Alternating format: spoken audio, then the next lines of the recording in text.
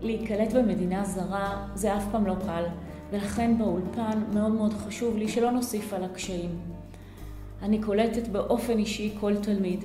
הדלת שלי תמיד פתוחה. תלמידים באים להתייעץ איתי ולדבר איתי.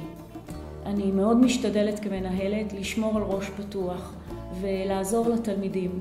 זה אומר לנסות למצוא עבורם את הפתרון הטוב ביותר. ללמוד בבוקר, ללמוד בערב, ללמוד ברמה כזאת או אחרת, לקחת קורס ספציפי, וכל זה באמת שיהיה טוב ונוח לכל תלמיד שבא לאולפן שלנו.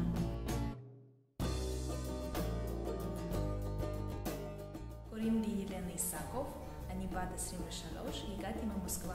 אני חושבת שהדבר הכי קשה למישהו שלא יודע עברית זה למצוא מורה שיסחוב אותך ויוביל אותך בכיוון נכון ויתמוך בך בדרך שלך בלימודים בעברית.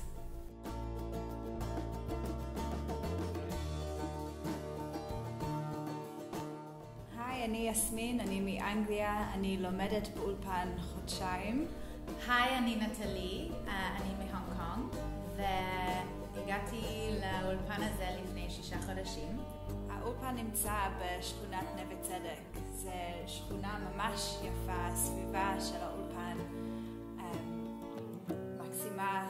יש לנו הרבה לעשות, לטייל, כן, לאכול, לשתות, ללכת לגלריה. באתי לפה בלי חברים, ואז פגשתי הרבה אנשים, והכרתי את יסמין, ועכשיו חברה מאוד טובה שלי, וזה ממש כיף להיות באולפן ללמוד עברית עם חברים.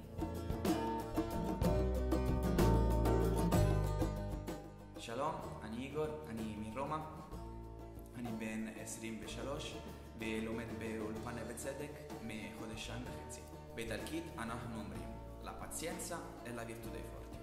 הסבלנות היא הכוח של העם החזק. אז פה באולפן נווה צדק המורות שלנו מדברות בשפה אוניברסלית, סבלנות ותשוקה. הן מגיעות ללב של כולם. אני דינה, מורה לעברית כבר 11 שנה. תמיד צוחקים עליי שאני האסטרונאוטית של האולפן. אני שוכחת דברים והלוח אצלי תמיד בבלגן בכיתה, אבל אנחנו צוחקים המון בשיעורים. חשוב שיהיה כיף. שלום, אני פרנצ'סקה גולטון. אני בת 26 ואני מאנגליה, לונדון. המורים ממש טובים ועוזרים לנו בחיים וגם בעברית. אני ז'ק אמויאל ובן שלי פרנק. אני אשתי 3 ילדים ונכדים.